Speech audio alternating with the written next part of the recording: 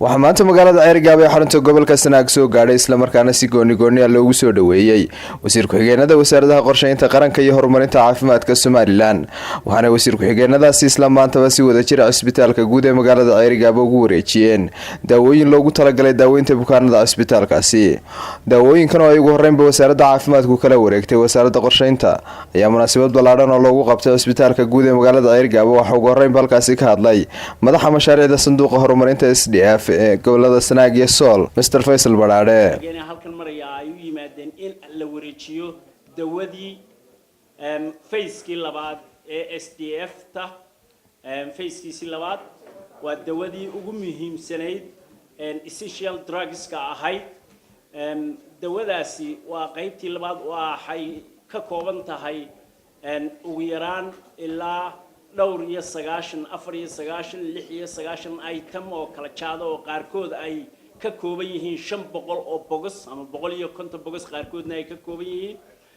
waxa iyaguna halkaasi ka hadlay suduuha wasaaradda caafimaadka ee gobolka Sanaag Dr. Nasir Cabdiraxmaan agaasimaha cisbitaalka guud ee magaalada Ceerigaabo Axmed Yuusuf Maxamed iyo barasaabka gobolka Sanaag Maxamed Axmed Caalin Timbro. dawadu way soo kala horeysay dabeetana waxa la keenay dawo fara badan laakiin se dawooyinkii essentialka ahaa dubay markaa uga yara dhaceen taasana in yar dareenay inkastoo laakiin se nimcada noo taaladay nimco weyn ay ahayd oo mar wala kastaba aan ku faraadeegaynay mar labaadkii imkana waxa timi oo rabadaan yar ka hor la keenay iyagana hal container oo weyn dawooyinka markan isha galiyay waxa ku jira dhammaan intii aanu dabada ka soo iibsanaynay oo baahiyaadkeedu ay dheeri noo haysay taasi markaa waxay farxad kale ay noo sameysay oo maanta dareemayay in gobolku guud ahaan gaar ahaan degmadu wixii baahiyaad oo dhammaystiran mashruuca SDF marka loo eego maalinta koowaad ilaa maanta inuu dhammaystiran yahay ilaahay baana mahadale waxa kale oo dhiman oo iyaduna muhiim ah oo hadii lagu daro aan aaminsanahay inay tahay boqolkiiba si dhaafayo waa qalabkii ugu faraxsanahay in maanta lagu wareejiyo dawooyin aanu in badan u cadilayn waqti badan baa jirtay oo aanu dawooyinka iyagoo yaala soo iibsanaynay hadda waxa weeye furayaasha waxa inoo furaya Faisal oo SDF iyo madaxeedii runtii waxaanu dul taagnayn ceel aan ka oomanahay haraad badan qabno bisna aanan cabi karayn haddii maanta xaligana looga jiro lagu fasaxay dadka iyaga bukaanu dawada siinayno ka iyaga baahnaa dawaysanayno dawadan soo iibsanayno aanu ka baxnay ma sha Allah maanta inaga waxa nagu waajibayno mahadnaqnaa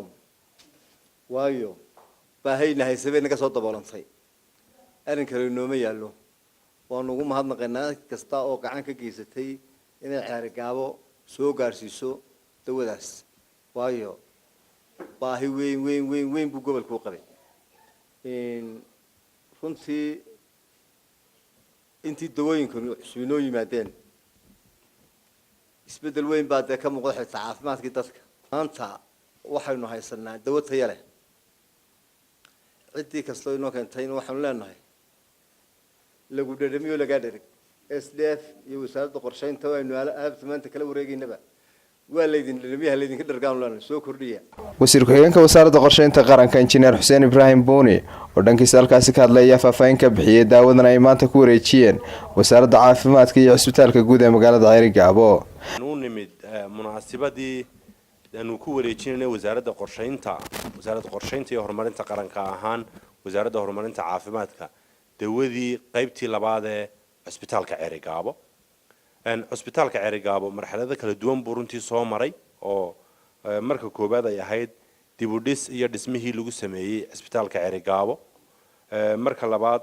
dhakhaatiir dibadda laga keenay iyo dhakhaatiirtii iyo shaqaalihii gudaha cisbitaalka oo tababar la siiyay dawadii phase 1 oo aanu keenno 2 container aanu xagan ku wareejinay waxaan filayaa 4 bilood horteed iminkana waxa aynu u fadhinaa inaanu cisbitaalka Ceerigaabo wasaaradda caafimaadka aanu ku wareejino qaybtii labaad ama phase 2gii dawada cisbitaalka Ceerigaabo gabagabadina waxa halkaasi ka hadlay wasiir ku-xigeenka wasaaradda caafimaadka Soomaaliland Liibaan Axmed Yuusuf waxaynu halkan u fadhinaa munaasabada aynu kula wareegino dawada ay nagu soo wareejisay wasaaradda qorsheynta oo wasiir ku-xigeenkii nala joogo oo runtii la iska daba maray muhiimadda ay leedahay iyo sida ay daruuriga u tahay waa xaddi badan isla markaana ah dawadii loo baahnaa muxuu ahaayay daruuriga ahayd isbitaalku uu isticmaali lahaa muxuu ahay kuna filnayd gobolka iyo degmada guud ahaan sidii hore looga dhawaajiyey xukuumadda Somaliland muxuu ahay madaxweynaha u yahay Muuse Biixi Cabdi xil weyn bay runtii iska saartay horumarka gobolka guud ahaan